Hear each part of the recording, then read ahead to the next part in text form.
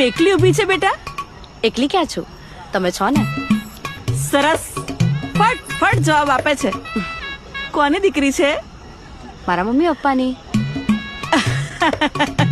એ તો હું છું. મારા મમ્મી પપ્પાનું નામ છે, તારા મમ્મી પપ્પાનું નથી.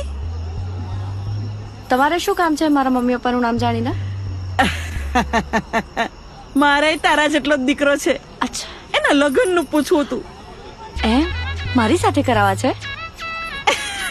તારી મમ્મી જોડે તો ના જ હોય ને બેટા. હા હા એ છે, પણ રહેવા દો, હું એ સેક્સ્યુઅલ છું.